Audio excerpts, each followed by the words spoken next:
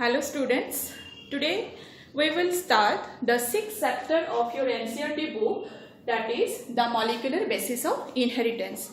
We will start this chapter with the experiments in search of the genetic material. So our topic will be the search for genetic material. Before going to this topic, you have to know what is inheritance. See, we all know that characters are transmitted from parents to their offsprings, isn't it? Now the mechanism by which hereditary characters are transmitted from parents to their offsprings is called inheritance. Okay, clear? It is the mechanism, inheritance is the mechanism by which hereditary characters are transmitted from parents to their offsprings, or you can also say from one generation to the next generation. Now in this chapter, we will study how characters are expressed by genetic material, how the characters are inherited by genetic material, and how their expression can be regulated. Okay. Now let's start the experiments conducted by different scientists to search the genetic material. See, today we all know that DNA is the genetic material in most organisms except in case of some viruses. But it took long to be discovered that DNA is the genetic material of organism. What happened? After the discovery of chromosomes' structure and function, it became clear that each chromosome is composed of two components, protein and DNA. These are the two components of one chromosome, right? And what is the function of chromosome? Very simply, it carries hereditary characters from parents to their offsprings. Now, question was there, if each chromosome is made up of these two components, which one is responsible for expression and inheritance of characters? Okay, among protein and DNA, which one is responsible for inheritance of character? Several scientists said that protein is responsible for inheritance of character, whereas some others argued that DNA is responsible for inheritance of characters. So several scientists worked to find out whether protein or DNA or both are responsible for expression of characters or for inheritance of characters. And among those scientists, Frederick Griffith,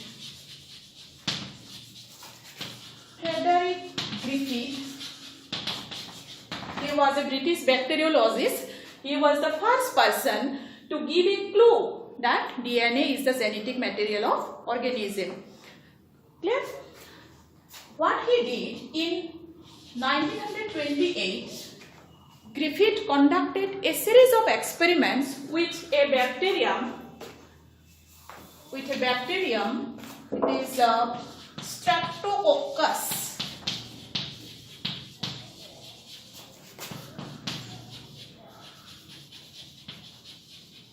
The Streptococcus pneumoniae, you might have heard the name of this bacterium. It causes pneumonia disease. Okay. Now, during the course of his works, Griffith found that this bacteria, Streptococcus pneumoniae, had changed in physical form. This bacteria occurs in two forms. One is called smooth or S-type, and another form is called rough or R-type. Okay, these are the two strains of Streptococcus pneumoniae, strains. Now, it may be new for you. Let me tell. Strains are slightly different forms of one species. Here, both S-type and R-type, both are Streptococcus pneumoniae, but they are slightly different forms of each other. That's why these are two strains of Streptococcus pneumoniae. Now, let's see what are the differences between them. Okay. Suppose this is one Streptococcus pneumoniae bacterium. S-type bacteria, they possess this mucus coat around it. This is mucus coat, and it is made up of polysaccharide. polysaccharide. Okay, S type bacteria, they possess a mucus coat made up of polysaccharide, for which they produce smooth shiny colonies. Again, what is colony? What is colony? It is a visible mass of microorganism, or you can say bacteria, in which all bacteria are genetically alike, means all are originating from a single mother cell. So S-type bacteria possess the polysaccharide coat, for which they produce smooth colonies, and they are virulent. S-type bacteria are virulent. Virulent means they can cause disease, right? Whereas the R-type bacteria, they lack the mucus coat made up of polysaccharide. It is not present here, right? They lack this polysaccharide coat, for which they produce rough colonies. Besides this, they are avirulent. Avirulent. You can also say non-virulent, means they cannot cause disease. Now, by using both these two strains, S and R type, Griffiths conducted a series of experiments.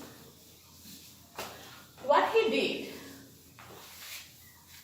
in his first experiment, Griffith injected S-type bacteria into mice body with the help of syringe. Then what happened? The mice developed pneumonia and finally died. Okay? Why? Because the injected S-type bacteria were virulent. In his second experiment, when Griffith injected R-type bacteria into mice, then what he saw, the mice did not suffer from pneumonia and survived, because the introduced R-type bacteria were non-virulent. In the third set of experiments, Griffith killed some S-type bacteria by heat treatment. So, these are heat-killed S-type bacteria, and he introduced these heat-killed S bacteria into mice. Okay, it is better to write mice. Then also the mice did not develop pneumonia and survive. Clear? In the last set of experiment, Griffith prepared a mixture of heat-killed S-type bacteria and living R-type bacteria.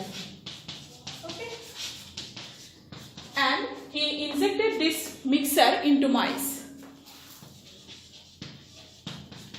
Then surprisingly, the mice were died. Okay? In the last experiment, when he injected S-type bacteria, heat-killed S-type bacteria along with living R-type bacteria, then the mice were died.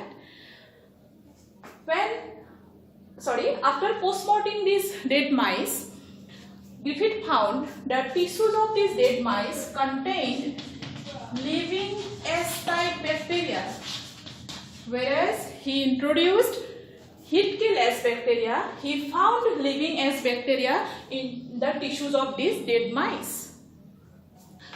So, from the findings of these experiments, what Griffith said, he said that somehow the R bacteria had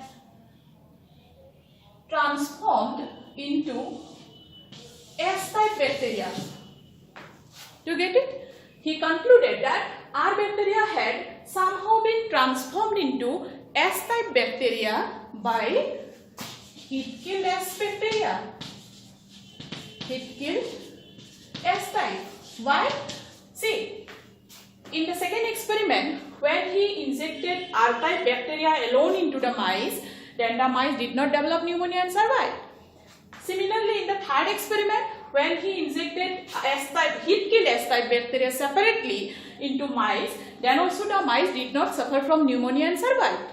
But in the last experiment, when he injected these two together, two means living R-type bacteria and heat-killed S-type bacteria, then the mice developed pneumonia and died. Okay. So that's why he said that R bacteria in those mice, the R bacteria had somehow been transformed into S type bacteria by the heat kill S type, right? He also said that some element, suppose this is heat kill S bacteria, heat kill, okay, some element, cellular element from S heat kill S bacteria transferred to R bacteria.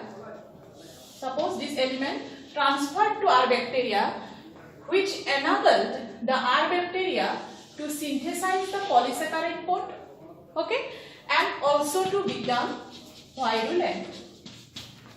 Clear? If R bacteria possess this polysaccharide coat, and if they possess the disease causing capacity, then we can call it as S type, isn't it?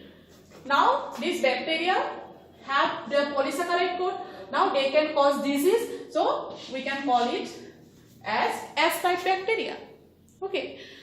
And Griffith named this element as transforming principle. Transforming principle. Okay. Transforming principle. He said that some transforming principle from heat kill S type bacteria transferred into R type bacteria, which had enabled the R bacteria to synthesize the polysaccharide coat and also to become virulent. Clear? And this must be due to the transfer of genetic material.